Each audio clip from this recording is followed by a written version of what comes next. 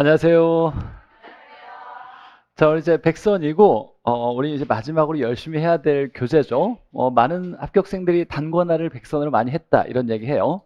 백선을 문제를 좀 풀어보신 분들도 있을 거예요. 풀지 말고 알아두기만 꼭 정리해서 같이 풀고 복습하는 게 좋다고 했지만, 그래도 좀 풀어보고 싶은 생각이 있어서 풀어봤겠지만 어려워요. 지문 하나하나가 그냥 쉽게 풀려지는 건 아니에요.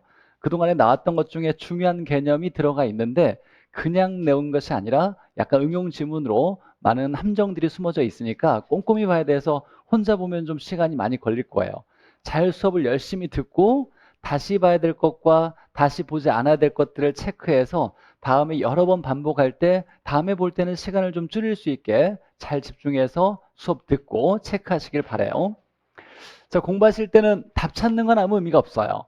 선생님, 백선을 풀었더니, 뭐 30개 반절도 못 맞았어요. 걱정이 돼요. 괜찮아요. 이게 답 맞추는 문제집이 아니라 우리가 어떤 테마에 대한 내용들을 다 집어넣다 보니까 문제가 좀 어려워질 수밖에 없어요. 그래서 난이도 조절이 전혀 없어요. 그래서 어려운 내용들이 다 들어가 있다 보니까 문제 풀기는 좀 어려울 거예요. 우리 목적은 답을 찾는 게 중요한 게 아니라 복습으로 열심히 반복해서 다음에 똑같이 나오면 틀리지 않을 걸 대비하는 거니까 답 찾는 것보다 모든 지문을 내 걸로 만들려고 반복하셔야 되고, 잘 체크했다가 마지막까지 이해가 안 되면 암기라도 해서 시험장에 가야 되겠다는 마음을 좀 가져야 돼요. 자, 그리고 키워드를 찾으면서 우리가 지문을 빨리 봐야죠. 문장이 좀 어렵다 보니까 그냥 대충 키워드만 보고 넘어가면 안 돼요. 여러 가지 함정 연습을 해야 나중에 우리가 실수를 좀 줄일 수 있어서, 그래서 좀 문제를 좀 어렵게 제가 만들어낸 거니까 문제를 볼 때도 긴 지문도 키워드를 찾아서 보는 연습을 꾸준히 해야 되고, 잘 체크해놔야 다음에 볼 때 시간을 좀 줄일 수 있을 거예요. 체크하는 건 다음에 보기 위해서니까 여러 번 반복하는 걸 꼭 명심하시고, 잘 체크하고 잘 정리해놔야 다음에 볼 때 내가 고생하지 않고 짧은 시간에 잘 효율적으로 공부할 수 있을 거니까. 오늘 수업을 듣고 아마 수업은 늦게 끝날 거예요. 나도 내가 무서워요. 언제 끝날지 모르겠어. 가능한 열심히 효율적으로 하려고 노력은 하겠지만, 오늘은 힘들어서 잘 집에 가서 좀 푹 쉬시고, 요즘 건강 주의하죠. 요즘 시기에 감기 걸려가지고 한 달 고생하면 정말로 큰 피해를 볼 거니까 꼭 건강 주의하시고 좋은 거 많이 챙겨 드시고, 오늘 잘 쉬시고, 가능한 머리에서 사라지기 전에 다시 한번 스스로 차분하게 꼼꼼히 풀어보면서 여러 번 반복해야 될 거고, 앞으로 이제 동영을 보기 전에는 항상 백선에 있는 이론 총정리나 백선 문제를 처음부터까지 한번 돌려보고 동영 시험을 봐야 돼요. 이 연습을 꼭 하셔야 되고, 그리고 이것만 하면 되냐? 이것만이라도 하면 좋은데 꼭 이건 해야 되고, 그리고 전에 공부했던 걸 그냥 버리면 안 되겠죠. 전에 공부했던 기출문제집이나 특강집이 있다라면 최소 한 번씩은 보고 본 시험장에 가야 되겠다, 이런 마음은 가져야 돼요. 마지막 단권하는 건 백선이나 이론 총정리로 하되, 나는 뭐 스마트 학교는 좋다, 핵심 키워드 정리 위주 좋다, 요약집이 좋다, 편한 대로 하시면 돼요. 다만 이건 여러 번 풀어보셔야 되고, 전에 공부했던 건 한 번씩은 보고서 시험장에 가야 된다는 건 계획을 잘 세우시길 바라고, 백선만 공부하면 사실 합격하는 데는 아무 문제가 없어요. 사실 제가 이 문제를 만들 때 60점 목표가 아니에요. 무조건 80점 목표를 잡고서 만든 교재니까 여기 있는 걸 완벽히 이해해야지, 여기는 지문만 하나 외웠다고 해결되는 건 아니지만, 그러니까 공부하실 때 어떤 지문이 하나 모르겠다, 투자에 따른 위험이 나왔는데 내가 사업상 위험 하나를 모르겠다, 이것만 알면 안 되고, 이게 틀렸다라면 투자에 따른 위험을 다 정리해서 어떻게 나오는지 이런 것들을 정리해 나갔을 때 이것만 알아도 충분히 80점 맞는 데는 어려움이 없을 거니까 그렇게 믿고 여러 번 반복하시기 바라요. 자, 우리 필요한 거 이거죠. 1도시 100도가 되기 전에 99까지는 변화가 없지만 1도시 올리는 게 백선집이 역할을 많이 할 거니까, 네, 중요하게 생각하시고 여러 번 반복하시고. 자, 보죠. 백선 보니까 출제율이 높죠. 네, 거짓말 한 건 아니고, 매번 이제 영상에 찍어가지고 유튜브에 찾아보시면 있어요. 백선집과 실제 적중률을 보니까 내가 뭐 찍신이 있어가지고 그런 건 아니에요, 사실.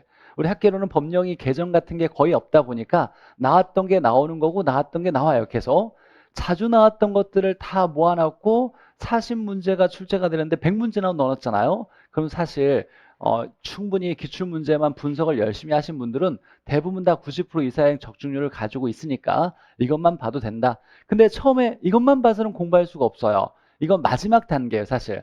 이론 정리가 안 됐거나 기출문제가 안 풀려졌다라면 이 문제집을 해석하기가 어려워요. 그래서 무조건 얘만 보면 되겠네라고 생각하시면 안 되고 우리가 그동안에 공부를 해왔기 때문에 마지막에 이걸로 정리하면 충분히 합격하는데 어려움이 없다 이렇게 생각하시고 보죠. 1번부터. 자, 우리 이제 꼭 알아두기는 꼭 읽어오시면 좋겠다라고 제가 말씀드렸고 다 설명하기보다는 가장 중요한 것들만 간추려서 부분적으로 제가 설명할 거니까. 자, 일단 표준산업 분류에서 관리업이 나올 때 관리업은 모든 부동산의 관리업에 해당되는 건 아니죠. 안 되는 거 기타 부동산, 시설의 관리업에 해당되지 않는다. 이거 하나 기억해놔야 되고 우리 이제 부동산학에서 가장 중요하게 생각하는 원칙이 있다라면 최우선 원칙이 능률성의 원칙이에요. 잘하자. 잘하자를 할 때 소유 활동을 잘하자, 최유효 이용하자. 거래 활동은 거래 질서 확립을 목표로 하자. 이게 중요하죠. 부동산을 가지고 있다라면 그냥 놀리거나 방치하면 안 되고 가장 좋은 이용하는 것이 이게 효율적으로 하는 거야. 능률적으로 하는 거야. 라는 거예요. 문제 한번 보죠. 자, 1번에 보니까 옳은 거. 자, 부동산학의 접근 방법의 종합식 접근이라고 나왔네요. 그러면 법경기를 종합했다 이렇게 나와야죠. 법경기를 찾아야 되는데 그런 말이 없이 자기 이윤의 극대화를 목표로 돈을 버는 걸 목표로라고 나왔어요. 이건 투자 결정과 관련이 있죠. 투자를 하는 이유가 돈 벌려고 하는 거니까. 그래서 얘는 투자 결정과 관련이 있고 우리가 투자 결정을 뭔가 할지 말지를 결정하는 의사결정이라 그랬어요. 그래서 의사결정식 들어가야 되고 자, 부동산학은 종합응용 사회과학이다. 법경기 실무에 응용도 하고 사람 사는 관계에 나타나는 현상까지 연구하는 종합응용 사회과학. 근데 우리는 뭐라고는 할 수 없다. 추자연 기초 순수라고는 할 수 없다. 자, 여기까지는 문제가 안 되는데 자, 이론 분야를 정립할 때는 논리성이 중요하다. 과학성이 중요하고 실무는 방법론적이 중요한 거니까 기술성이 중요시된다. 맞죠? 틀린 게 없네요. 자, 3번에 보니까 부동산 관련 서비스업이라고 나왔네요. 관련 서비스업. 그럼 관련 서비스업에는 관리업과 중개, 자문, 감정평가 이렇게 구분되죠. 자, 중개업에 대리업 포함하는 건 맞고 자문업엔 투자자문업 맞고 감정평가 맞고 얘를 또 나눠서 관리업 있는데 여기에 기타 부동산 들어가면 안 된다. 관리업에는 주거용과 비주거용 관리업만 해당된다. 기타 부동산 안 된다. 그래서 우리가 여기서 중요한 거 표준산업 분류에서 부동산업에 해당되지 않는 거 기억해놔야죠. 투자업 있다 없다? 없다. 투자업 안 되고 금융업도 안 된다. 자, 이거 안 되고 자, 그 다음에 우리가 건설업, 건축업 이런 말 쓰지 않죠? 임대 및 공급업을 두 개로 구분했을 때 임대업과 공급업이 아니라 개발 및 공급업이죠. 개발 및 건축업, 건설 및 공급업 이런 말 쓰지 않는다는 얘기였어요. 개공을 쓰니까 여기에 건축업, 건설업 이런 말 쓰지 않는다. 자, 그 다음에 관리업이 들어간다라면 이 앞에 있는 부동산을 꼭 확인해야죠. 여기에 기타나 기타 부동산을 시설이라 그래요. 시설에 해당되는 건 안 된다라고 이렇게 해석해 놔줄 줄 알아야죠. 표준산업 분류가 나오면 얘가 답일 거니까 꼭 정리하고 자, 그래서 관리업 앞에 관리업이 나오면 항상 앞에 있는 부동산을 잘 체크해 봐야 된다. 이게 가장 키포인트예요. 자, 4번에 보니까 윤리성이 요구되는 건 당연한데 내부 조직원은 누구냐라고 했을 때 이건 사장과 직원을 얘기하는 거예요. 고용한 사람과 고용된 사람과의 윤리니까 이건 조직윤리가 아니라 뭐라고 한다? 고용윤리라고 한다. 자, 조직윤리가 아니라 고용윤리고 조직윤리는 이렇게 외워놔야죠. 외부가 들어가야 돼요. 외부 조직의 윤리를 얘기하고 이 외부 조직은 동업자 간을 얘기하는 거예요. 동업자 간의 윤리를 이걸 조직윤리라 한다. 우리 이론 총정리 때 다 최근에 배웠던 내용이니까. 자, 5번에 보니까 일반 원칙에서 자 이렇게 나왔네요. 경제성의 원칙 이렇게 나왔는데 여기에 소유 활동을 최유효 이용하자라고 나왔는데 소유를 잘하자라는 건 무슨 원칙? 능률성의 원칙이라고 나와야죠. 능률성의 원칙. 얘가 틀렸고 옳은 건 2번이 옳은 지문이네요. 자, 각각 틀렸던 거 잘 체크하고 자, 이런 지문이 나오면 답과 관련된 지문이니까 빠르게 해석할 수 있도록 자주 익숙하게 봐야 되고 자, 두 번째 우리 이제 1단원에서 주로 1번 문제로 나오는 거죠. 부동산의 개념. 우리 뭐 많이 배웠던 거죠. 법률, 경제, 기술. 이때 가장 중요한 건 경제적 개념의 5개. 자산, 자본, 생산재, 소비재, 상품. 이건 무조건 외워놔야죠. 5개 꼭 외워놓고. 우리가 이제 물리적이란 말 나오면 이게 학교론에서 중요하죠. 눈에 보이는 모습으로 라는 얘기였어요. 같은 말로 기술적. 그래서 부동산을 눈에 보이는 모습으로 봤을 때 위치, 공간, 자연, 환경 이렇게 보는 거죠. 그래서 유형이다 라는 얘기를 해요. 형태가 있어야 눈에 보이는 거니까 우리가 학개론에서 출제자가 유형적이란 말 나오면 물리적이란 말이 바로 나와야 돼요. 눈에 보이는 유형적이란 말. 법과 경제는 눈에 보이지 않으니까 무형적 개념이고. 자, 문제 보죠. 옳은 거. 자, 토지는 얼마든지 인간의 노력에 의해서 특성을 바꿀 수 있다죠. 이 특성을 자연적 특성이라 그래요? 인문적 특성이라 그래요? 인문적 특성이죠. 자연적 특성은 변화시킬 수가 없죠. 이 특성은 인문적 특성을 얘기하는 거예요. 인문적 특성은 얼마든지 변화될 수 있다. 우리가 대표적으로 위치의 가변성, 용도의 다양성 또는 뭐 병합 분할 가능성 이런 것들을 배웠던 거예요. 변화시킬 수 있어요. 자, 이번에 보니까 그리고 문제를 보니까 자, 1번 보면 여기에 별 하나 중요하다. 별 2개는 진짜 중요하다. 이렇게 나눠져 있어요. 네.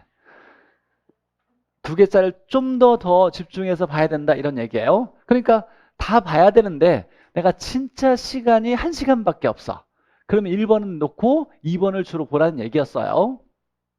자, 이번에 보니까 자, 법경기로 부동산의 복합 개념으로 이해한대요. 그럼 우리가 이제 이걸 복합 부동산이 아니라 복합 개념의 부동산이죠. 복합 부동산은 토지와 건물을 일체로 거래되니까 합쳐서 이루는 말을 복합 부동산이라 하고, 그래서 여기서 가장 전통적으로 얘와 얘가 다르다는 거, 복합 개념의 부동산과 복합 부동산은 전혀 다른 얘기다라는 걸 잘 구분해 놔야 되고, 자, 토지를 생산재이자 동시에 소비재로 당연히 이해할 수 있죠. 동시에 자본이다, 자산이다, 상품이다 여러 가지로 동시에 이해할 수 있어요. 자, 이건 경제적 개념이죠. 자산, 자본, 생산재, 소비재, 상품이니까 여기에 유형적이라고 나왔어요. 이 단어가 나오면 무조건 여기에 물리적, 기술적이 나와야 되는데 이건 경제적 개념이니까 이걸 유형이라고 하면 안 된다. 무형적 개념이라고 해야 된다라는 거죠. 경제적 개념 얘기하는 거죠. 자, 4번에 보니까 민법상 부동산과 라고 나왔어요. 민법상 부동산은 협의의 부동산이죠. 협의의 부동산의 토지와 정착물을 얘기해요. 여기와 이것과 공장재단이 나왔네요. 우리가 이제 총론에서 1단원에서 복합개념의 부동산에서 재단 나오면 뭘 얘기하는 거예요? 딱 떠올라야 돼요. 얘는 준부동산을 얘기한다. 준부동산은 부동산은 아닌데 부동산에 준한다. 등기 등록하는 동산 등이다 보니까 부동산에 준하겠다. 자동차, 선박, 항공기, 재단 등을 얘기하는 거죠. 그러니까 재단 나오면 준부동산 얘기하는 거예요. 그러니까 법률에서 협의의 부동산과 재단 등과 같이 이건 준부동산이죠. 여기에 설명이 나왔네요. 공시수단을 갖춘 등기 등록하는 독립된 거래에 인정되는 거. 이건 준부동산을 얘기하는 거예요. 좀 더 다시 얘기하면 등기 등록하는 동산 등을 얘기하는 거죠. 이걸 합쳐서 뭐라고 할 거냐? 이걸 광의의 부동산이라고 한다. 법률에서 이렇게 정의하는 거죠. 법률적 측면에서 협의에다가 준부동산을 합치면 광의의 부동산, 넓은 의미의 부동산이라 한다. 4번은 틀린 게 없네요. 4번이 옳은 지문이고. 자, 5번에 보니까 물리적 개념 이건 나오면 기술적, 눈에 보이는 형태가 있는 이렇게 나와야죠. 자, 4가지가 위치, 공간, 자연, 환경이죠. 위치, 공간은 맞는데 상품은 뭐예요? 경제적 개념이죠. 그러니까 언제나 이 문제를 풀 때 경제적 개념은 반드시 5개. 자산, 자본, 생산재, 소비재, 상품 꼭 외워놔야죠. 그리고 뭐 1단원은 어렵지 않으니까 3번 보죠. 3번. 자, 우리가 이제 정착물이 되면 부동산으로 취급하는데 어떻게 돼야 정착물이냐? 잘 붙여져 있어야 된다. 이유 있게 오랫동안 단단히 잘 부착돼 있어야 된다. 이때 임대인이 부착해 오랫동안 붙인다는 목적이 있는 거고, 자, 제거하거나 분리될 때 문제가 있어야 되겠죠. 문제가 있어야 붙일 만한 이유가 있었던 거야. 떨어졌는데 아무 문제가 없다. 붙일 만한 이유가 없어서 이건 정착물로 보지 않겠다라고 얘기하는 거예요. 그래서 제거 분리할 때 문제가 있어야 발생해야 정착물로 본다. 떨어질 때 문제를 일으켜야 붙일 만한 이유가 있었던 거예요. 자, 그리고 기본적으로 자, 독립정착물 4개 외워놔야죠. 토지와 별개의 정착물의 주인이 따로 있는 거예요. 그래서 토지는 갑에게 팔고 위에 있는 정착물 을에게 팔 수, 분리해서 거래할 수 있는 거 독립정착물, 건물, 명인방법 수목, 등기된 임목, 재배되는 농작물 이렇게 4가지. 이것 뺀 나머지는 정착물이라고 한다면 종속정착물이다. 자, 그래서 도로, 국어, 돌담, 교량 이런 건 종속정착물인데 자, 얘가 많이 나오죠. 매년 경작의 노력을 요하지 않는 나무라고 나왔어요. 알아서 잘 자라는 나무. 얘 문제는 정착물이다, 정착물이 아니다. 정착물이다예요. 정착물이다. 나무 중에 정착물 아닌 건 뭐밖에 없다. 가식, 수목만 정착물이 아니다. 가식, 수목만 정착물이 아니다. 그래서 우리가 다시 한번 나무를 정리하면 자, 명인 방법이 있거나 등기되었으면 이건 독립정착물. 경작의 노력이 없는 알아서 잘 자라는 건 종속정착물. 가식, 수목은 얘는 정착물로 보지 않는다. 이렇게 보는 거예요. 나무 4개 기억해놓고. 나무 중에 정착물 아닌 건 가식, 수목. 이식이라고도 해요. 이식 중인 수목이라고도 해요. 임차에 묻혀간 건 역시 임시적으로 이사갈 때 떼어갈 수 있다고 보는 거니까 이건 정착물로 보지 않는다. 그리고 여기 있는 내용만 항상 문제 나오는 게 아니에요. 이 문제에서 중요한 건 다시 한번 설명했고 이 문제에서 빠진 내용이 있다라면 좀 더 제가 알면 좋겠다라는 내용도 집어넣었으니까 문제 보죠.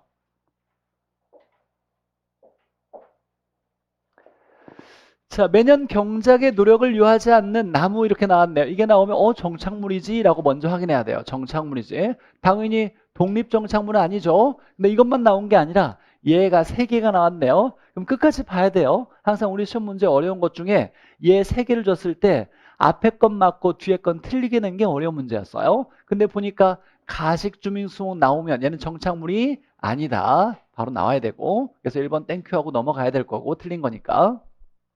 자, 2번째 보니까 임차인 설치했다고 나왔네요. 그럼 정착물이 아니다. 정착물로 취급하지 않는다. 이렇게 나와야 되고. 자, 3번에 보니까 제거하여도 분리하여도 나왔어요. 자, 제거했을 때, 떼어냈을 때 문제가 없대요. 그럼 정착물이 아니다. 없으면 아니다라고 나와야 돼요. 문제가 있어야 정착물이다. 그래서 문제가 없다라면 아무 문제를 일으키지 않았다는 건 붙일 만한 이유가 없었던 거다. 정착물이 아니다. 자, 정착물인지 여부가 불분명한 물건이라고 나왔네요. 뭔가 인지 아닌지 모르겠대요. 그럼 일단 뭘로 보고? 정착물로 취급하고 자, 이게 중요하죠. 정착물로 취급하고 자, 인지 아닌지 불분명할 때는 일단 정착물로 취급하면 부동산으로 보는 거죠. 그러면 거래했을 때 넘겨줘야 될 거 아니에요? 누구에게? 매수인에게 넘겨줘야 돼요. 그래서 매수인에게 넘겨줘야 된다. 정착물이니까 부동산 취급했으니까 거래했을 때 부동산에 포함돼서 다 넘겨줘야 되는 거예요. 그리고서 나중에 내가 법률적으로 보니까 야 그건 정착물 아니었어 라고 확인되면 떼어 가져올 수 있다. 이렇게 되는 거예요. 자, 5번에 보니까 등기된 임목이라고 나왔네요. 등기된 임목. 등기하면 남은 임목이라고 하죠. 그럼 여기는 토지와 분리하여 양도할 수 있다. 독립정착물이니까. 그러니까 토지와 별개의 소유권을 가진 정착물로 인정한다라는 얘기죠. 자, 1번은 딱 가식 중인 수목이 얘가 요즘 답으로 최근에 나왔으니까 4번 보죠. 자, 소유권을 볼 때는 우리가 3차원 공간으로 자, 소유권의 범위는 공간으로 3차원 공중지표 지하까지 권리가 인정되는 거죠. 근데 무한대는 아니죠. 공중지하가 무한대가 아니라 일정 범위까지죠. 일정 범위를 개인 권리가 인정되는 사적 공중권, 사적 지하권까지 인정되는 거고 자, 주야수는 권리가 인정되지만 광물은 인정되지 않는다 기억해놓고 자, 용적률이나 개발권 나오면 이건 공중공간을 활용하는 거죠. 공중. 자, 그리고 우리가 언제나 토지 소유권은 공개념이 포함되어 있어서 공법상의 제한을 받는 상태예요? 안 받는 상태예요? 언제나 무조건 받는 상태다. 그럼 내 땅이라고 내 맘대로 다 할 수 있는 절대적 권리라고 할 수가 없다라는 거죠. 절대적 권리가 아니다. 언제나 정부로부터 공법상의 제한을 받는 상태의 권리다라고 해야 돼요. 자, 이런 걸 토지의 공개념이라 그랬어요. 토지는 만들 수가 없어서 정부가 다수의 이익을 위해서 정책을 펼칠 때는 개인의 권리를 얼마든지 제한할 수 있더라라는 얘기였어요. 또 그리고 대표적으로 토지 이용을 규제하고 있죠. 토지 이용을 효율적으로 경제적으로 잘 이용하라고 규제하고 있어요. 대표적인 정책 지역지구제죠. 지역지구제 토지 이용 규제를 실시하는 건 토지 잘 이용해야 돼 라고 얘기하면서 규제하는 거고. 자, 4번 보죠. 자, 1번의 공간으로서 토지 소유권은 지표, 지중, 공중을 포함한 3차원 공간을 대상으로 한다. 맞죠? 이때 여기에 자, 지표, 지중은 뭐예요? 지중은 지하권을 얘기하는 거예요. 지하권. 지표권이지 지상권이라고 하지 않아요. 우리 3차원 공간 얘기할 때는 공중, 지표, 지하. 지하를 지중이라고 얘기한다. 자, 이번에 보니까 지표권은 자, 지표상을 사용할 수 있는 권리를 말하며 이때 물을 이용할 수 있는 권리, 이걸 뭐라고 한다? 용수권이라고 하죠. 물을 끌어 쓸 수 있는 권리는 지표에 물을 끌어 쓰는 권리죠. 어디에 포함되어 있다? 지표권에 포함되어 있다. 이렇게 나와야죠. 우리 시험 감정평가 시험에서 지중권, 지하권에 포함되어 있다 나와서 틀리게 나온 지문이에요. 물을 이용할 수 있는 권리는 지표권이다. 지하에 있는 물은 지하수를 얘기하는 거죠. 지하수는 당연히 권리가 포함된다라고 할 때 우리가 지하권을 쓰는 거고, 물을 이용할 수 있는 권리라고 나오면 물을 끌어 쓸 수 있는 권리, 용수권은 지표권에 해당된다고 나와야 돼요. 자, 지하수에 대한 권리는 지하수는 포함된다. 지하권에. 근데 광물은 인정되지 않는다. 이렇게 나와야 되고, 4번에 공중공간이라고 나왔어요. 이때 용적률, 개발권, 개발권도 이것도 용적률의 일종이죠. 규제에서 개발하지 못하게 한 만큼의 용적률을 약 개발권으로 줄 테니 이걸 뭐해서 양도, 팔아서 이전해서 보상을 받아라 라는 거죠. 이전했으니까 뭘 통했다? 시장을 통해서 보상이 이루어지게 한 제도죠. 근데 도입은 되었으나 한 번도 실시된 적은 없더라 라는 얘기였죠. 개발권 양도제. 자, 일단 한번 잠깐 보죠. 얘는 직접 개입이에요? 간접 개입이에요? 나 그런 거 아니에요. 그런 거 아니야. 토지 이용 규제라고 해야 돼요. 지역지구제랑 똑같이 다녀야 된다 그랬어요. 얘가 나오게 된 것이 지역지구제죠. 지역지구제로 인해서 토지 이용 규제가 극심했을 때 이 토지 소유자가 손해가 발생하는 걸 정부가 보상을 안 해주니까 개발권을 줄 테니 이걸 양도해서 보상을 받아라 라는 제도였어요. 그러니까 얘는 직접 간접이 아니라 토지 이용 규제, 언제나 지역지구제랑 같이 다녀야 돼요. 그래서 개발권 양도제, 지역지구제는 언제나 같이 다닌다 이렇게 생각해야 돼요. 자, 5번에 보니까 소유권은 정당한 이익이 있는 범위 내에서 상하에 미치며 라고 나왔어요. 민법에서 이렇게 규정하고 있죠. 정당한 이익이 있는 범위 내에서 라고 나왔어요. 그러니까 무한대는 아니라는 거죠. 일정 범위까지 이익이 있는 정당한 이익이 있는 범위, 일정 범위 내에 상하에 공중지하까지 미친다 라고 나왔어요. 여기까지는 맞는데 그러면 한계 구도 어디까지 개인 권리가 인정되고 한계 심도 어떤 깊이까지 개인 권리가 인정되는지에 구체적인 범위는 법률로 정하고 있어요? 정하고 있지 않아요? 정하고 있지 않아요. 그러니까 등기부에 야, 내 땅이라면 공중 30km까지는 내 거야. 지하 10km까지는 내 거야. 이렇게 범위가 정해져 있지는 않은 거예요. 그러니까 그냥 공중 지하까지는 인정된다고 규정되어 있지만 구체적인 범위는 없는 거예요. 그래서 문제가 생기면 그때그때 법원이 판단을 해준다라는 거예요. 자, 그러면 이렇게도 나왔어, 우리 시험에. 우리 지적에 있는 지적의 경계는 입체적으로 표시되어 있어요? 평면적으로 표시되어 있어요? 평면적으로 표시되어 있는 거예요. 평면적으로. 그러니까 여기 갑의 땅, 을의 땅 경계가 있을 때 야, 공중 30km까지 네 거 내 거 이렇게 하고 지하 10km까지 네 거 내 거 이렇게 안 됐다는 얘기예요. 야, 선만 그어놨다는 거죠. 공중 지하도 인정이 되지만 구체적인 범위는 입체적으로 표현하고 있지는 않다. 평면적으로 표현하고 있다. 이런 얘기예요. 이게 우리 시험에 우리 공인중개 시험에 나왔던 지문이고, 그러니까 입체적으로 규정하고 있지만 구체적인 범위는 설정되어 있지는 않는 거다. 문제가 생기면 그때그때 판단해 준다라는 얘기예요. 그래서 얘가 틀렸네요. 마지막까지 집중해서 잘 봐야 되는 문제였고 어려운 문제죠, 사실 이런 건. 자, 토지의 분류. 무조건 외워놔야죠. 이건 뭐, 그냥 100% 다 잘 알고 있을 거라 생각하고. 자, 가격이 비슷한 1단의 토지는 획지. 근데 우리가 1단에라는 말이 하나 더 나오죠. 용도상 불가분의 관계에 있는 1단의 토지를 1단지라고 하죠. 1단지의 중요한 건 한 필지를 얘기하는 게 아니에요. 여러 필지의 덩어리를 1단지라고 하는 거예요. 그러니까 두 필지 이상의 여러 필지를 떨어지지 못하는 관계에 있는 여러 필지의 덩어리를 1단지라고 한다. 자, 그러면 우리가 이제 얘는 어떻게 감정평가할 거냐라고 할 때 이런 얘기가 나오면 불가분의 관계에 있다. 원래는 개별로 평가하는 게 원칙이죠. 필지별이 개별이에요. 그런데 여러 필지가 이렇게 모아져 있어도 원래 원칙은 개별이지만 그럴 만한 이유가 있으면 일체로 거래되거나 불가분의 관계에 있으면 일괄하고 가치가 다르면 구분하고 일부도 평가할 수 있다. 부분 평가할 수 있다. 근데 여기 불가분의 관계라고 있네요. 그럼 무슨 평가한다? 일괄 평가한다. 이런 말 나와야 되겠죠.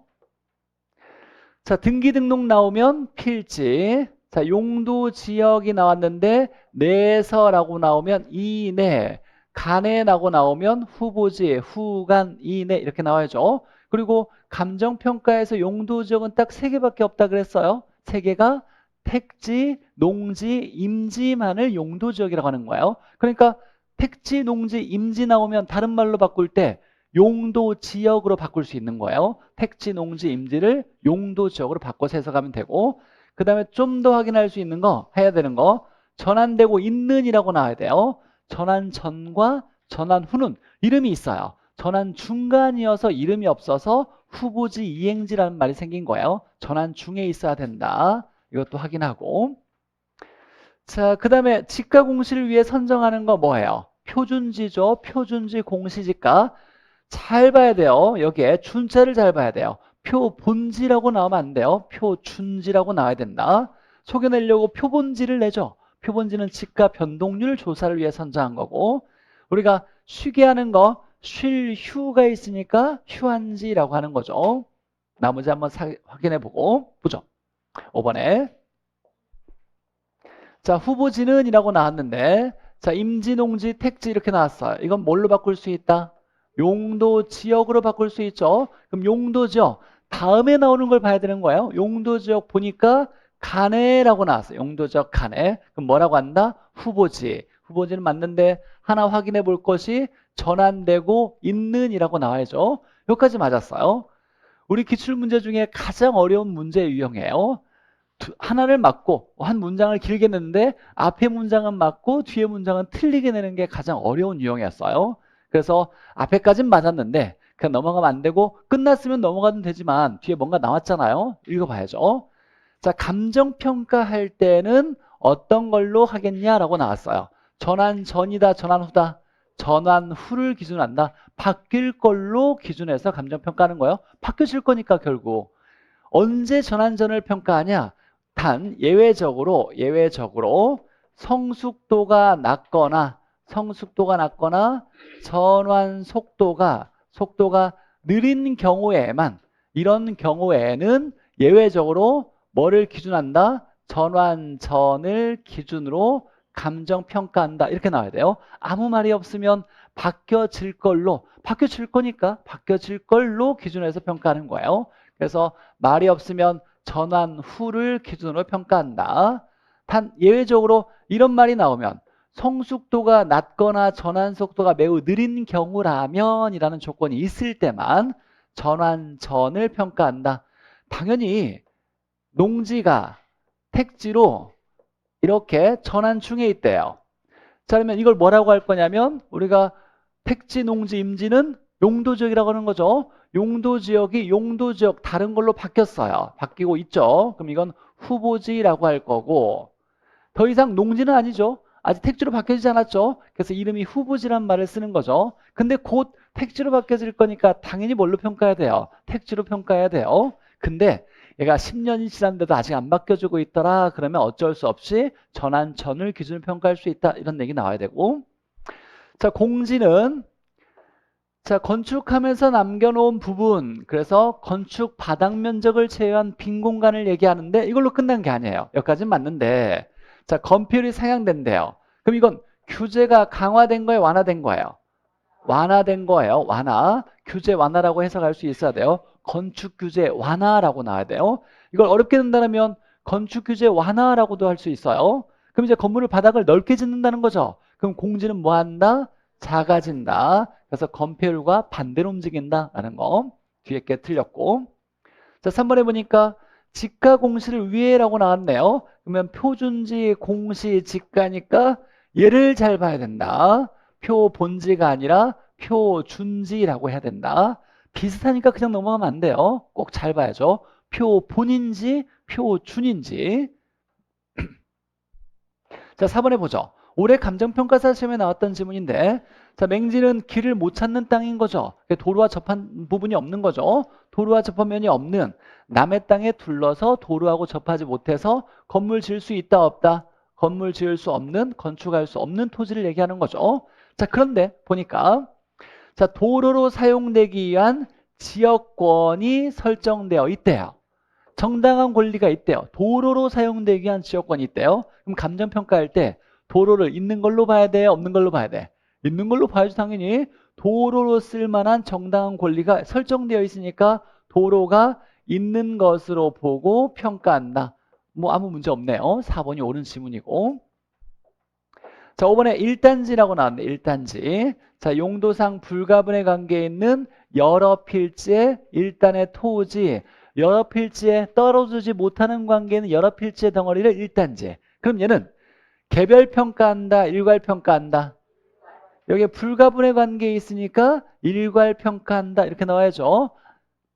자, 원칙은 개별로 평가하는 거지만 불가분의 관계에 있으니까 일괄 평가한다. 이것도 역시 올해 감정평가에 나왔던 지문이에요.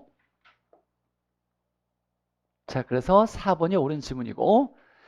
자, 토지 분류 이어서 보면 부지 중요하죠. 바닥에 있는 토지, 가장 넓은 개념의 토지 나오면 부지라고 나와야 되고, 건물 지을 수 있는 토지를 택지, 이걸 건축법에서 뭐라고 한다? 대지 중요하죠. 부지, 택지, 대지 기억해놔야죠.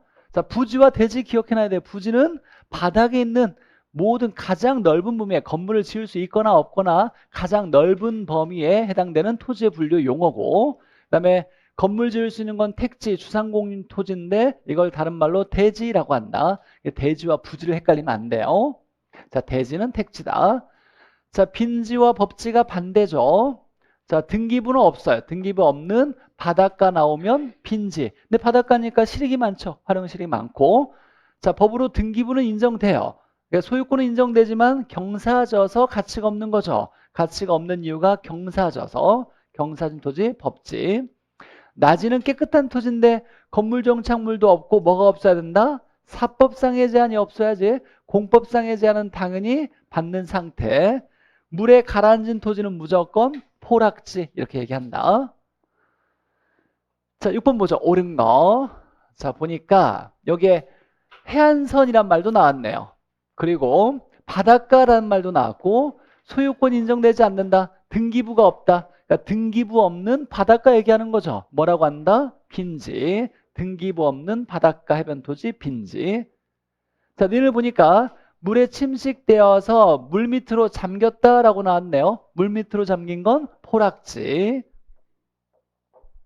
자, 디귿에 보니까 어떤 용도로 제공되고 있는 바닥 토지라는 말이 나왔어요. 이건 뭐다? 부지. 가장 넓은 개념의 부지. 대지는 건물 지을 수 있는 토지를 얘기하는 거죠. 건물 지을 수 있거나 건물 지을 수 없는, 건축할 수 없는 토지까지도 포함되는 넓은 개념의 바닥 토지는 부지라고 한다. 자, 여기 보니까 가격이 비슷한 일단의 토지라고 나왔네요. 이건 획지죠. 근데 이걸로 끝난 게 아니라 뒤에 또 하나가 있네요. 그럼 확인해 봐야죠. 하나의 필지 중 일부에 대해서도 성립을 할까요? 하겠죠. 그러니까 이런 얘기죠. 하나의 갑의 토지가 있는데 한 필지예요. 그렇지만 여러 획지가 나올 수 있어요. 여러 개의 획지, 가격이 비슷한 덩어리가 여러 개 나올 수 있어요. 여러 개 나올 수 있지. 여기 건물 지어서 이용하고 있다면 여긴 택지용으로, 감자 심고 있다면 여기 농지용으로 가격이 비슷한 덩어리가 두 덩어리 나올 수 있는 거예요. 그래서 얘는 2획지가 나올 수 있는 거죠. 그럼 하나의 획지는 한 필지의 일부에 대해서 성립할 수 있다. 그럼 여러 필지에 대해서 성립할 수 있어요. 그럴 수 있지. 이렇게 됐을 때 얘가 갑의 땅, 얘가 을의 땅, 얘가 병의 땅인데 이 토지가 다 가격이 비슷해. 다 그냥 거의 평당 100만 원이래요. 그러면 여기에 가격 비슷한 덩어리가 몇 덩어리 나오는 거예요? 한 덩어리 나오는 거죠. 필지는 세 개지만 얘가 가격이 다 비슷하다라면 가격이 비슷한 덩어리는 한 덩어리 나온다. 이렇게 이렇게 얘기할 수도 있겠네요. 그러니까 획지는 하나의 필지의 일부에 대해서 성립하고 여러 필지에 대해서도 성립한다. 그 필지와는 관련이 있다 없다? 없다. 이 얘기하는 거예요. 이 얘기를 좀 어렵게 보여주려고 하는 거예요. 하나의 필지에서도 성립할 수 있고 여러 필지에 대해 성립할 수 있다. 결론은 이 내용은 중요한 내용이 아니라 획지는 필지와 관련이 없다라는 거예요. 어떻게든 성립할 수 있다. 가격만 비슷한 덩어리다. 그래서 리을은 맞고, 자, 미음해 보니까 자, 정착물이 없고 라고 나왔어요. 잘 나왔고, 공법상의 제한 나오면 무조건 어떤 상태? 받는 상태라고 나와야죠. 여기에 사법상의 제한이 없어야지. 공법상의 제한은 받는 상태. 자, 비읍의 도시개발 사업에서 우리가 도시개발 사업할 때는 땅을 돌려주는 주로 환지 사업 방식을 쓰는 거죠. 환지 사업 방식 쓸 때 필요한 경비, 공사비죠. 이걸 충당하기 위해서 환지로 정하지 않은 토지를 뭐라고 한다? 공사비 충당하는 땅을 뭐라고 한다? 채비지. 이 채비지에다가 뭘 합쳐야 돼요? 공공용지를 합쳐야 이걸 뭐라고 한다? 보류지라고 하는 거예요. 근데 공공용지를 합쳤다는 말이 전혀 없어요. 그러니까 공사비 충당하는 토지는 뭐냐라고 할 때 이걸 채비지라고 해야 돼요. 여기에 공공용지까지 포함되어야 우리가 보류지란 말을 쓰는 거예요. 그래서 환지로 정하지 않는 거, 돌려주지 않는 거 두 개를 빼고 우리가 돌려주죠. 두 개가 뭐예요? 채비지와 공공용지. 이게 작년에 나왔으니까. 자, 시옷에 보니까 지번이 붙어서 소유권이 인정되는 등기등록, 이게 가장 중요하죠. 이건 뭐다? 필지라고 해야죠. 소지는 개발되기 이전에 자연 그대로의 토지 이렇게 나와야 되고, 자, 그 다음에 토지 분류. 토지 분류는 무조건 맞을 거야 이렇게 생각하고, 자, 주택 분류 보죠. 자, 외워놔야죠. 아파트가 있고 연세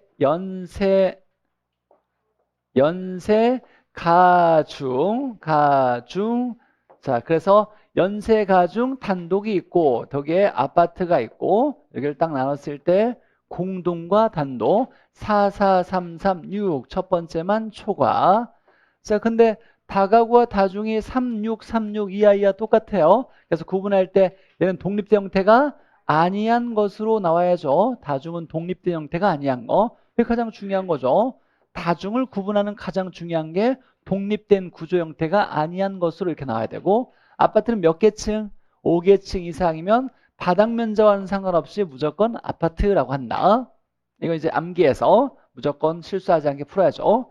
일단 보죠.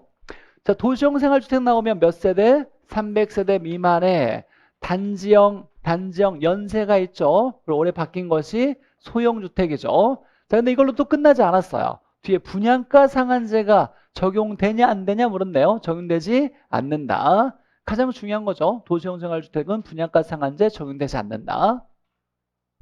자, 이번에 세대 구분형 공동주택, 아파트를 여러 세대가 살 수 있게 공간을 구분해 놓긴 했어요. 근데 우리가 이 공간의 일부를 구분 소유할 수는 있다 없다? 없다. 구분 소유할 수 없는 주택이다. 여러 세대가 살 수 있는 공간으로 구분해 놨긴 했지만 구분 소유할 수 없는 이라고 나와야 돼요. 그래서 얘가 나와서 그냥 답으로 쓰겠다라고 한다면 무조건 얘를 푸는 거예요. 답이 아닌 그냥 지문이라면 그냥 나오겠지만 답으로 썼을 때는 구분 소유할 수 없다. 자, 다중주택 나왔네요. 그러면 연세 가중이니까 36 이하 나와야죠. 그래서 660 이하 3개층 이하 맞고, 그 다음에 중요한 거 독립된 구조가 아니한 것으로 나와야죠. 독립된 형태가 이다 아니다? 아니다. 아닌 단독이라고 나와야 돼요. 독립된 형태가 아니다. 그래서 틀렸고. 자, 4번에 보니까 자, 올해 감정평가사 문제에서는 얘가 답으로 나왔어요. 주택이 아닌데 얘가 주거용으로 이용하고 있대요. 주택 아닌데 주거용. 이건 뭐라고 한다? 준주택이라고 한다. 국민주택이 아니라 준주택이라고 나와야 되고, 자, 준주택의 네 가지를 외워야죠. 오노다기 꼭 외워놔야죠. 오피스텔, 노인복주택, 다중생활시설, 기숙사, 다중생활시설, 기숙사, 오노다기. 올해 감정평가사 시험에서는 다음 중 준주택에 해당되지 않는 거 이렇게 해서 문제가 나왔어요. 보너스로. 자, 5번에 보니까 1층은 전부 필로티래요. 주차장으로 쓰고 있대요. 그래서 2층부터 5층까지만 주택으로 사용하고 있대요. 그럼 실제로 주택으로 사용하고 있는 건 몇 개층? 4개층이죠. 자, 4개층이라고 나왔어요. 그럼 4개층에 해당되는 건 우리가 4개층 이하에 해당되는 건 2개밖에 없잖아요. 연세, 연립 아니면 다세대. 근데 보니까 바닥 면적이 1000제곱미터가 나왔네요. 660을 초과하고 있죠. 이건 뭐다? 연립을 얘기한다. 자, 똑같은 내용인데 만약에 바닥 면적이 500제곱미터라고 나왔어요. 이건 뭐다? 다세대 얘기하는 거다. 얘가 나오면 다세대 이렇게 나와야죠. 660을 초과하면 연립, 이하면 다세대 이렇게 나와야 되니까 4개 층이라고 나오니까. 자, 그래서 옳은 건 5번이고. 자, 토지의 특성 보죠. 이것도 우리 열심히 공부했으니까. 자, 가장 중요한 건 자연적 특성은 부부연계가 있는데 얘는 물리적, 눈에 보이는 성질이 변하지 않는다가 중요한 거예요. 눈에 보이는 성질이 변하지 않는다. 그러면 부동성을 우리가 비이동성이라 그래요. 물리적을 집어넣어서 어떻게 얘기할까요? 이동하지 않는다. 물리적, 물리적 집어넣어서. 우리 한 100번쯤 한 것 같아요. 물리적 위치는 불변이다. 눈에 보이는 위치는 고정되어 있다. 불변이다. 이렇게 얘기하죠. 맞아요? 자, 부등성은 만들지 못한다는 거죠. 그러면 물리적 공급은 불가능하다. 양이 변한다, 안 변한다? 안 변한다. 그럼 물리적 공급 곡선은 양이 변하지 않아야 되겠네요. 무슨 선? 수직선, 완전 비탄력이다. 이렇게 얘기할 수 있겠네요. 물리적 공급은 불가능하다. 자, 영속성은 비소모성이라고 나왔네요. 소모되지 않는데요. 우리가 눈에 보이는 마모 파손이 일어났을 때 가치가 떨어지는 걸 무슨 감가? 물리적 감가라고 하죠. 감가율은 3개가 있죠. 경제적, 물리적, 기능적, 물경기 이렇게 했을 때 물리적, 경제적, 기능적이 있죠. 눈에 보이는 마모 파손은 물리적 감가라고 하는 거죠. 그럼 얘는 물리적 감가가 일어나지 않는다. 물리적 감가가 배제된다. 적용되지 않는다. 이걸 이제 세금과 관련지어서 얘기할 때는 뭐가 적용되지 않는다? 감가상각이 적용되지 않는다. 이렇게 얘기하는 거고.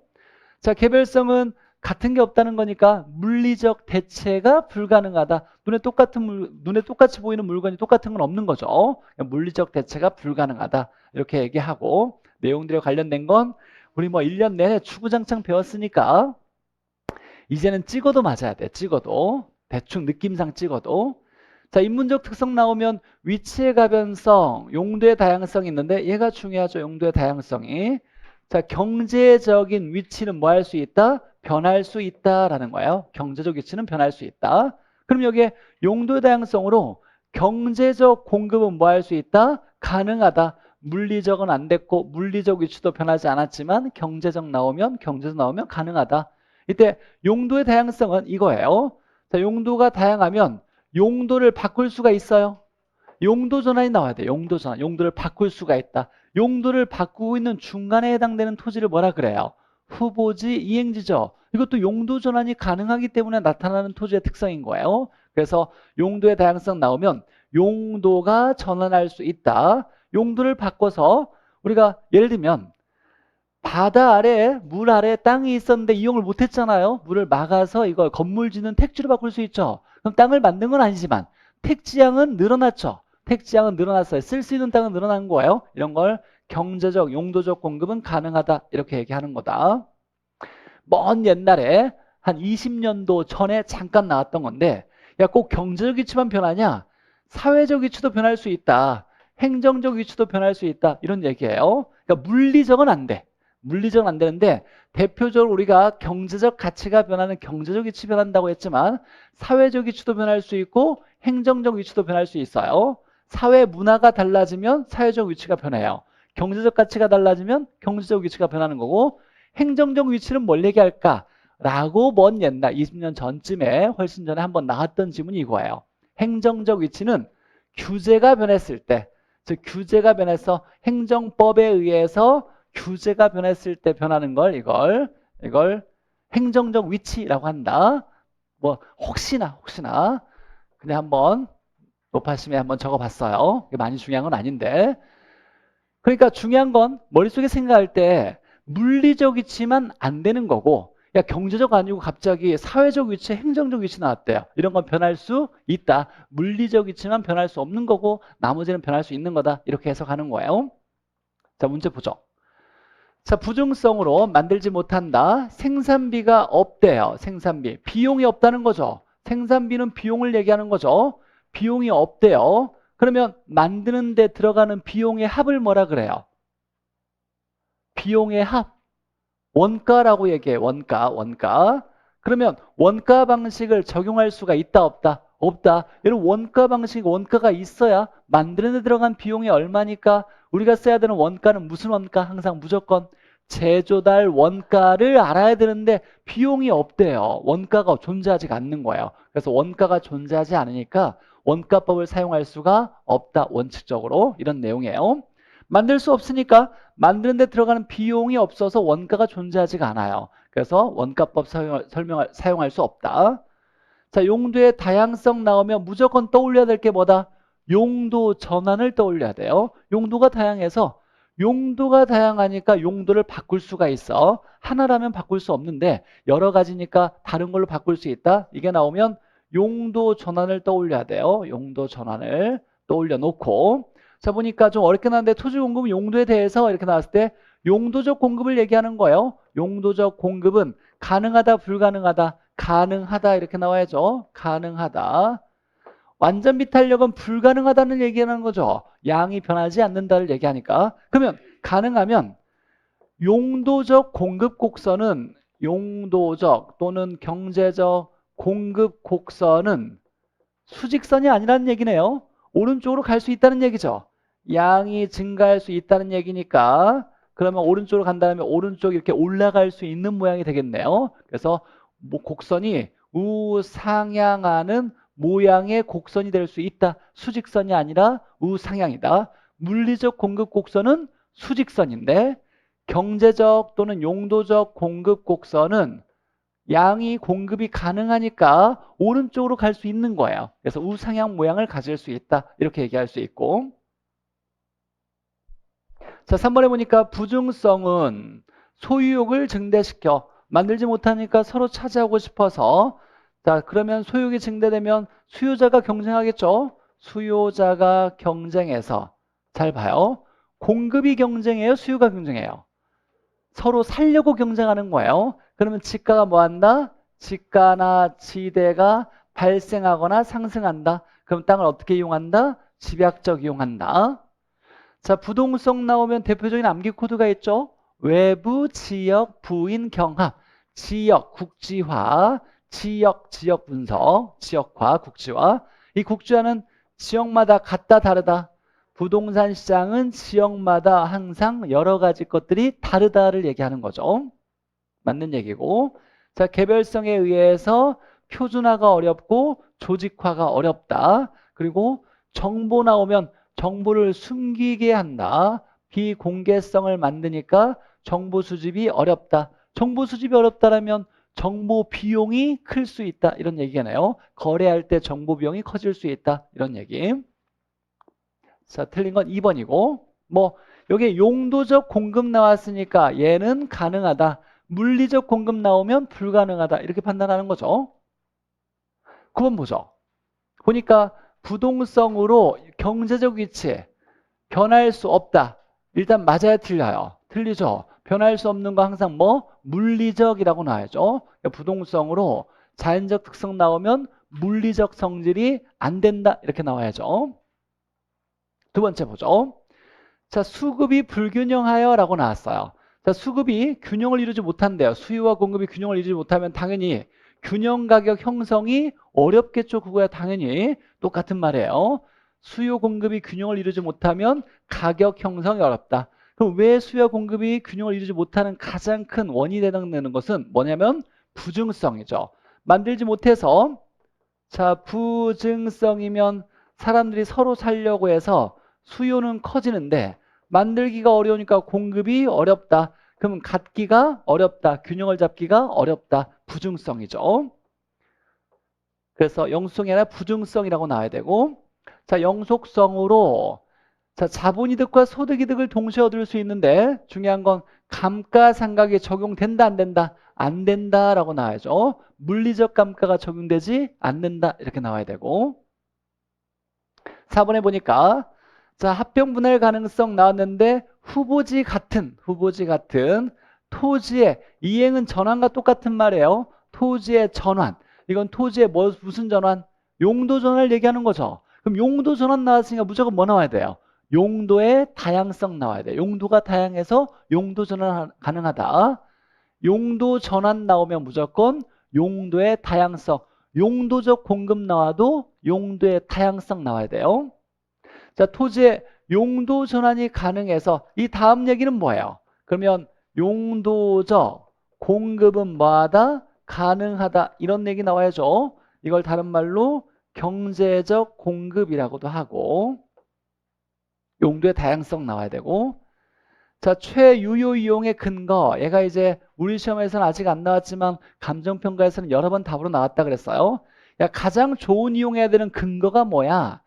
야, 땅은 만들 수가 없으니까 귀하지 않아? 그래서 가지고 있다라면 그냥 놀리거나 방치하면 안 되고 잘 이용해야 돼.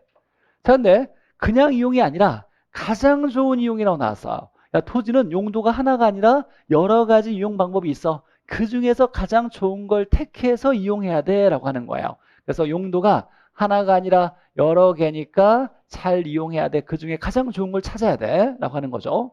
그래서 자연적 특성의 부중성, 인문적 특성의 용도의 다양성 각각 하나씩이 최유효 이용의 근거가 된다. 그래서 얘가 답으로 전부터 나올 것 같았는데 아직 안 나오고 있어요. 네.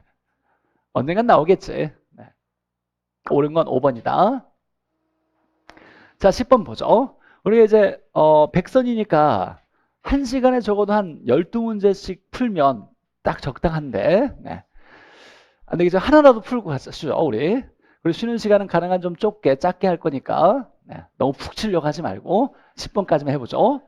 자, 우리가 이제 경제론 들어가서 첫 번째 절약, 유량이 있죠. 절약은 일정 시점. 그래서 가장 우리 1년 내내 외웠던 거 제자가 통부인 무조건 외워놔야 되고, 자, 유량은 일정 기간에 라고 나오고, 자, 그 다음에 이제 좀 주의해야 될 건 절량이 만약에 변하는 값이 되어 있다라고 붙어 있다. 절량을 봤는데 절량이 나왔어요. 근데 옆에 붙어 있는 단어가 변하는 값이 붙어져 있으면 이건 뭐가 된다? 유량이 된다. 이렇게 기억해놔야죠. 그러면 절량이 있다라고 해서 제자가 통부인한 단어가 있다고 해서 무조건 절량을 찍는 것이 아니라 옆에 붙어져 있는 게 변하는 값이냐를 찾아봐야 돼요. 변하는 값이면 유량으로 바뀐다라는 거. 자, 그 다음에 하나 기억해야 될 것이 단기 주택 공급이 있는데 우리가 단기는 짧은 시간을 얘기하는 거죠. 단기의 주택 공급은 뭘 얘기하냐? 짧은 시간에는 만들 수가 있다 없다? 없다. 신규로 만들려면 택지도 조성해야 되고 인허가 절차도 거쳐서 건축하는데 시간도 오래 걸려요. 그래서 신규로 만들 때는 오래 걸린다는 거예요. 그러면 단기에는 신규 공급을 의미하는 게 아니라 뭘 얘기한다? 재고주택 공급을 의미한다. 그럼 재고는 뭘 얘기한다? 절량을 얘기한다. 이렇게 나와야죠. 재고는 절량. 그래서 단기 주택 공급 나오면 재고주택 공급이고 절량 얘기한다. 자, 장기라고 나와야 신규를 의미하는 거예요. 장기라고 나와야 신규. 기본 문제니까 한번 보죠. 자, 유량은 일정 기간 맞고, 자, 유량의 예를 보기 전에 절량 예를 한번 보죠. 절량은 제자가 통부인, 재고, 자산, 자본, 가격이 가액이에요. 맞죠? 주택 나왔는데 뭔지 모르겠네. 주택이 어떤 건지 한번 보죠. 일단 그럼 이제 절량이 나왔을 때 뭔가 붙어져 있잖아요. 붙어져 있죠? 붙어져 있을 때 변하는 값이 아니면 신경 쓸 게 아니다요. 붙어져 있는 게 변하는 값이 없어. 그럼 이건 그냥 절량인데, 자, 올해 이제 감정평가사 시험에 처음 등장했던 거예요. 주택 보급률은, 이 주택은 자, 실제로 우리나라에 존재하는 가구 수 중에서 10가구가 있다면 주택이 존재하는 주택이 몇 개냐를 얘기하는 거예요. 10가구 중에 주택이 8개 존재한다? 그럼 주택 보급률은 80% 이렇게 얘기하는 거예요. 그럼 이 주택은 만드는 것이 몇 개냐를 얘기하는 것이 아니라 존재하는 게 몇 개냐를 얘기하는 거예요. 그럼 무슨 주택? 재고주택을 얘기하는 거예요. 그래서 재고주택 보급률을 의미하니까 이것도 절량으로 이게 새롭게 하나가 등장했다. 지금까지 33회 동안 관련된 건 다 제자가 통부인만 절량으로 나왔는데 하나 처음으로 이게 등장했어요. 주택 보급률. 재고주택 보급률이에요.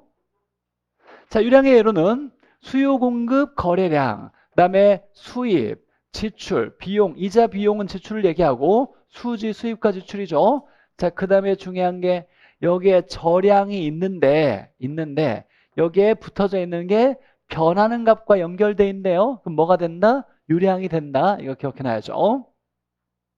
하나 기본적으로 이거 구분할 수 있어야 돼요. 지가는 절량이에요, 유량이에요? 지가. 가가 뭐야? 가격이니까 뭐다? 절량. 제자가 가격 가치는 절량. 지대는 뭐예요? 임대료 얘기하는 거죠. 토지 임대료잖아요. 임대료는 수입이죠. 우리 수입 얘기하면 월 수입, 연 수입 이렇게 얘기하잖아요. 월 임대료, 연 임대료. 이건 뭐다? 유량을 얘기한다. 그래서 지가와 지대는 구분할 수 있어야 돼요. 기본적으로 한번 보죠. 지가와 지대는 무슨 관계일까요? 비례일까요? 반비례일까요? 땅값 비싸면 토지 임대료가 비싸겠지. 당연히 비례 관계예요. 비례. 이런 걸 이렇게 우리가 수익환원법 같은 걸로 얘기한다면 이런 거예요. 한번 잠깐 우리 배웠으니까 수익환원법은 뭐를 뭐하여 뭘 구하는 거? 장래 순수익이나 미래 현금 흐름을 환원하거나 할인하여 가액을 구하는 거잖아요. 그렇죠? 그러면 순수익을 환원율로 나누는 거죠. 맞아요. 가격은 순수익이에요. 순수익. 이거 임대료잖아요. 가유순전은 임대료, 영업현금 흐름이잖아요. 얘를 뭘로 나눴다? 환원율로 나눴다. 이런 거죠. 마찬가지로 지가는 뭐를? 지대를 환원율에 해당되는 게 여기에 이자율을 집어넣으면 돼요. 얘를 나눠서 이렇게 구하는 게 지가와 지대의 관계예요. 어쨌든 위에 있으니까 무슨 관계? 비례 관계 이런 얘기예요. 비싸면 임대료 비싸겠지. 자, 4번 보죠. 이 문제는 보너스 문제인데 현재, 여기 현재라고 나왔으니까 이건 시점을 얘기하는 거죠. 그럼 얘는 여기에 유량이냐 절량이냐를 판단해야 돼요. 시점 나왔으니까 뭐라고 한다? 절량이라고 나와야죠. 절량. 현재 나왔으니까 절량이라고 나와야 된다. 여기 만약에 1년 동안 이렇게 나오면 이건 유량이라고 나와야죠. 실제로 보니까 20만이 존재한다, 3만이 공가다. 그러면 만들어져 있는 건 몇만? 20만. 그럼 저량의 공급량은 20만. 저량의 수요량은 17만. 이렇게 나와야죠. 여기 1년 동안 나오면 기간이니까 유량이 나와야 되고. 그래서 4번이 틀렸고. 자, 단기라고 나왔네요. 단기는 짧은 시간이니까 만드는 건 불가능하죠. 그래서 신규를 의미하는 건 아니다. 뭘 얘기할까라고 할 때 재고 의미하고 재고는 뭐다? 절량이다. 이렇게 해석해야죠. 자, 쉬었다가 11번부터 열심히 해보죠. 그리고 가능한 저 일찍 들어올 수도 있으니까 너무 멀리까지 나가서 쉬지 마시고 가까운 데서 간단히 쉬세요.